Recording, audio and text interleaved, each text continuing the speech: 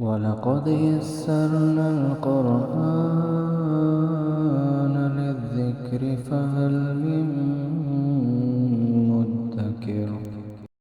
السلام عليكم ورحمة الله وبركاته. கணியத்திற்குரிய இல்லாமல் அல்லாஹ்வின் நல்லடியார்களே,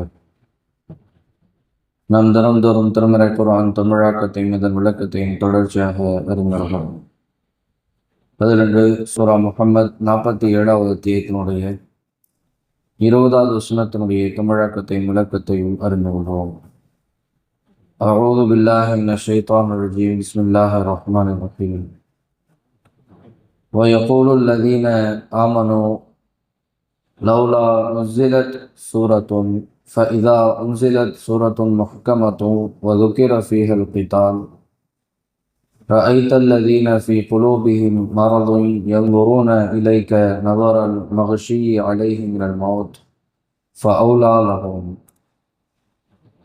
போர் குறித்து ஓர் அத்தியாயம் அருளப்பட்டிருக்க வேண்டாமா என இறை நம்பிக்கை கொண்டோர் கேட்கின்றனர். தெளிவான கருத்துக்களுடன் ஓர் அத்தியாயம் அருளப்பட்டு அதில் போர் பற்றி கூறப்பட்டால் தமது உள்ளங்களில் நோய் உள்ளவர்கள் மரண பயத்தால் மதி முயங்கியவன் பார்ப்பதை போன்று உம்மை பார்ப்பதை காண்பீர். அவர்களுக்கு அழிவு நெருங்கிவிட்டது. இந்த வசனத்தில் இறை நம்பிக்கையாளர்களுடைய ஒரு குறிப்பிட்ட கோரிக்கை பற்றியும் அந்த கோரிக்கைக்கு அல்லாஹ் கொடுக்கின்ற பதிலையும் இந்த வசனத்தில் ரத்தின சுருக்கமாக அல்லாஹ் குறிப்பிட்டு காட்டுகின்றான். அதாவது இறை நம்பிக்கையாளர்களுடைய கோரிக்கை என்னவென்றால், போர் குறித்து அல்லாஹுடைய பாதையில் தன்னுடைய நாட்டிற்காக வேண்டி தன்னுடைய மக்களுக்காக வேண்டி போர் செய்வதற்காக வேண்டி மார்க்கத்தில் வரம்பு மீறப்பட்டால் போர் செய்வதற்கு அனுமதி இருக்கிறார்.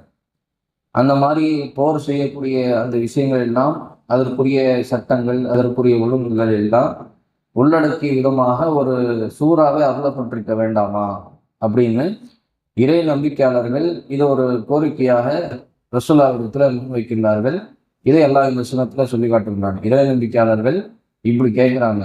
அதாவது அவங்க போரை விரும்பலை, அதாவது போரில் கடைபிடிக்க வேண்டிய சட்டங்கள் ஒழுங்குகள் என்னவெல்லாம் இருக்கிறது என்பதை அறிந்து கொள்வதற்காக அந்த விஷயங்கள் எல்லாம் கடைபிடிப்பதற்காக நடைமுறைப்படுத்துவதற்காக இந்த கோரிக்கையை அந்த ஏழை நம்பிக்கையாளர்கள் வைக்கிறார்.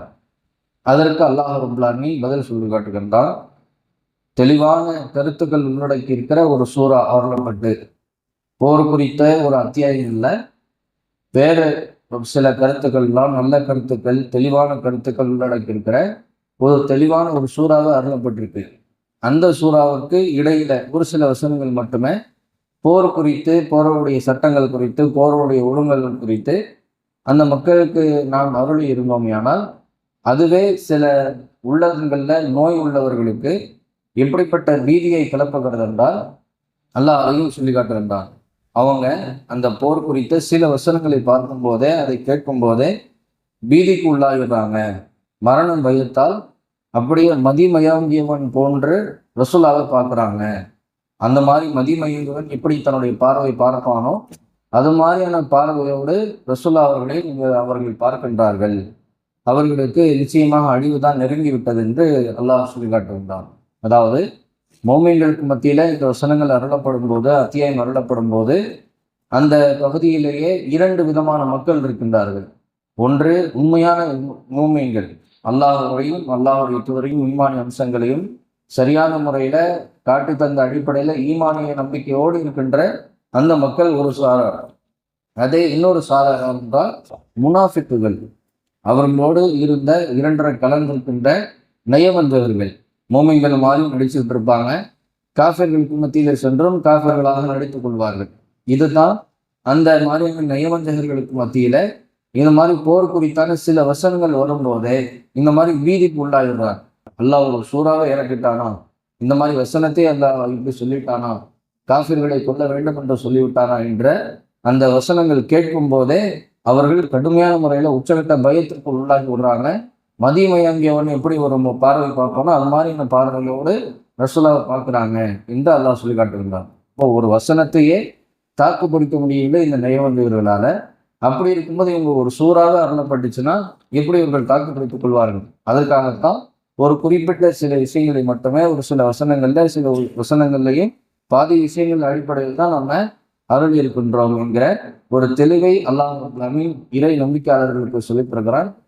இதன் மூலமாக நாம் பெற வேண்டிய படிப்பினை என்னவென்றால், அல்லாஹ் ரப்பல் ஆலமீன் எந்த அளவிற்கு இறை நம்பிக்கையாளர்களுடைய அந்த எண்ணங்கள், இறை நம்பிக்கையாளர்களுடைய விருப்பங்கள் எந்த அளவிற்கு அல்லாஹ் கவனிக்கின்றானோ அந்த அளவிற்கு நயவஞ்சகர்கள், காஃபிர்கள் அவர்களுடைய மன ஓட்டம் என்ன, அவர்களுடைய சிந்தனை ஓட்டம் என்ன, அவர்கள் இந்த வசனங்களுக்கு சட்டங்களுக்கு எந்த மாதிரியான விஷயங்கள் எல்லாம் கடைபிடிப்பார்கள் என்பதையும் சேர்த்து தான் அல்லாஹ் கவனிக்கின்றான். அந்த அடிப்படையில் தான் இந்த குர்ஆன் கொஞ்சம் கொஞ்சமாக அருளப்பட்டிருக்கிறது என்பதை இந்த வசனத்தின் மூலமாக நாம் புரிந்து கொள்ளலாம். இன்ஷா அல்லாஹ். ஓம் சுப்ஹானல்லாஹி வ பிஹம்திஹி, அஷ்ஹது அல்லா இலாஹா இல்லா அன்த, அஸ்தக்ஃபிருக வ அத்தூபு.